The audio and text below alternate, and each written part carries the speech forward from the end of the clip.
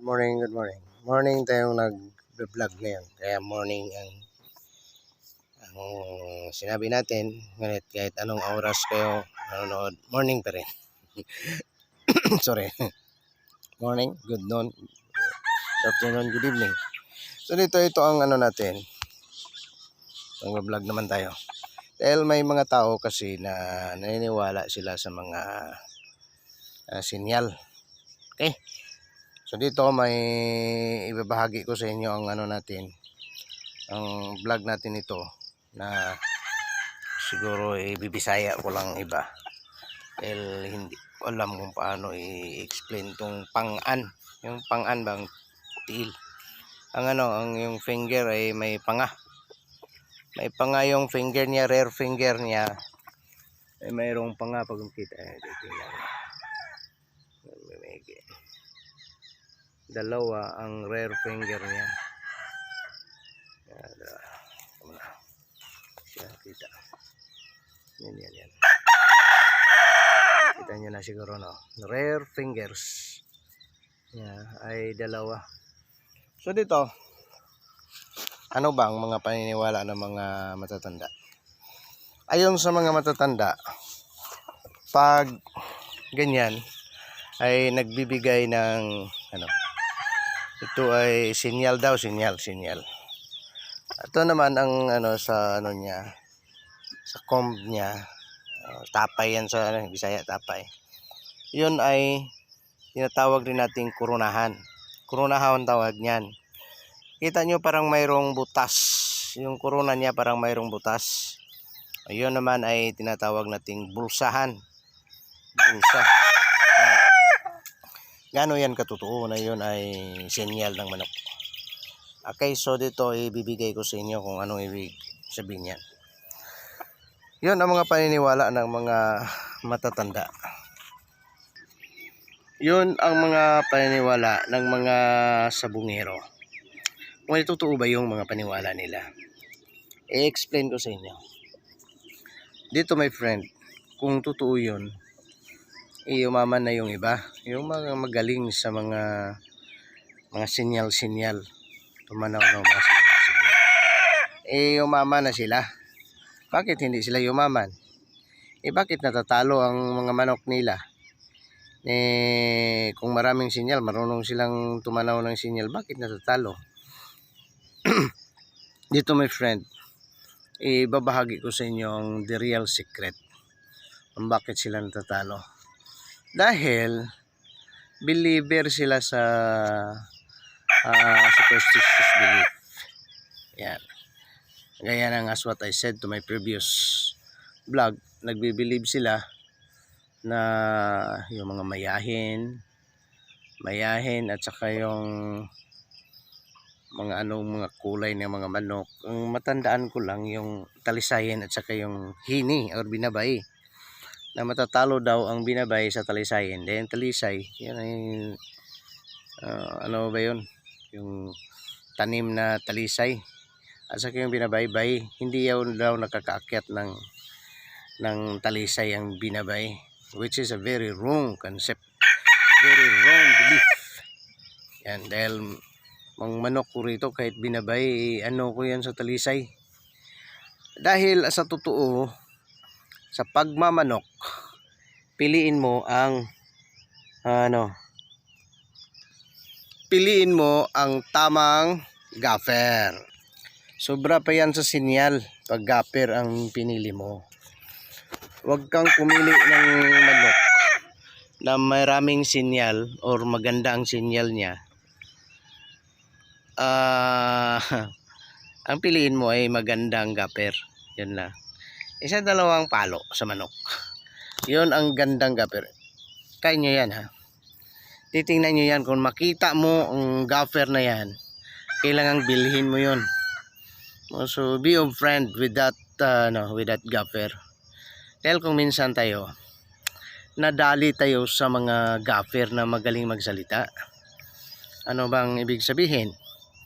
Pag sinabi niya na doon siya galing siya sa doon siya naging gaffer sa malaking breeder, maniniwala kayo talaga. Dahil totoong nandun siya nang galing. Ngunit pag oobserbahan mo, matagal mapatay ang nilalagyan niya ng gap. Yan. So mag-isip-isip ka kung bakit. Doon siya nang galing sa malaking gaffer, maging breeder, bakit matagal mamatay yung nilalagyan niya ng tari. So dito, dyan kayo mag-iisip-isip ka talaga. Isip-isipin mo. Dahil kung maniniwala ka, lalong-lalo na pag pinili mo yung mga magagandang gaff nila, magagandang tari nila, matatalo ka talaga. Dahil hindi yon pagandahan ng tari. Pagandahan ng gaffer. Yun lang ang pipiliin mo. Yan ilagay nyo sa isipan. Yan. What is the use pag maganda yan ang kanyang tari, hindi pa rin nakapatay. Yan. Dahil madali tayong madali. Yan. So dito, but by the way, ang inisip niya, ang pinag-usapan natin ay tungkol lang sa sinyal. So kung totoo ba yung sinyal na yun ay mananalo pag inilalagay mo. Kapag yun ang isinalang mo, hindi yan totoo, my friend. Hindi yan totoo. So dito, pwede mo yang gawin kung naniniwala ka. Dahil paniwala nila kasi, ay ginawa nilang digo yan. Digo ba? Bago nila liguin yung kanilang mga manok, yon ang inuna nila. Yan. Inuna nila sa inuna nilang niligo yun. At saka yung natirang tubig yun, ang tubig na ginamit sa pagligo, yun din ang gamitin sa ibang manok. Yan. So dyan ngunit walang katotohanan yan. Sa akin yun naman yun ang ginawa ko. Inuna ko to. Ngunit hindi ako naniniwala na ito ay mananalo pag isalang mo sa competition. Ito, ang pagmumukha to, manalo to. Mistiso to eh. Hindi to mananalo pag compete mo to sa mga magagandang lahi. Yan. So yan, pag yan ang ang bulsahan, meaning pag bulsahan, so papasok ang pera.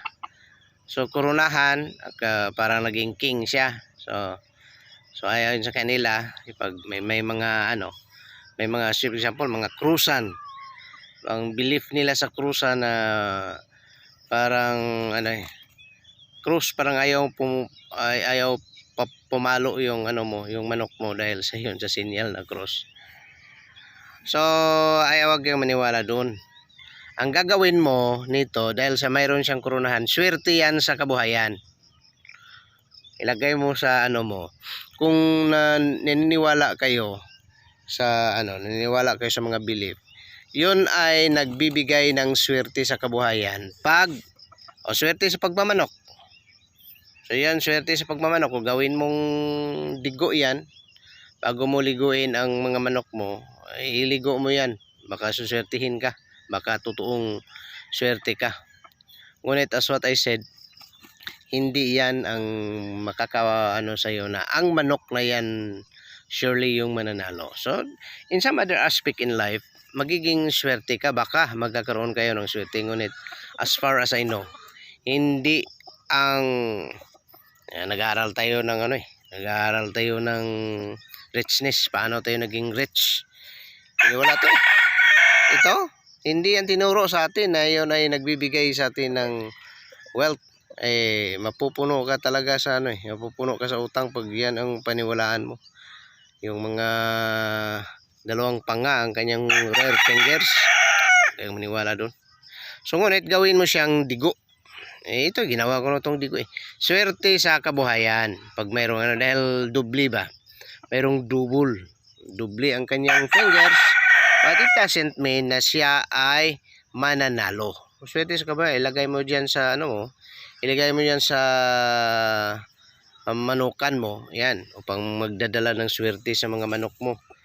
Ngunit ang pinakaswerte, my friend, lagi ko ditong binabalik-balikan at the time na nagbibigay tayo ng vlog. Ang pinakaswerte pag napili mo ang gaffer na 1, 2, 3 na mamatay na ang kalaban.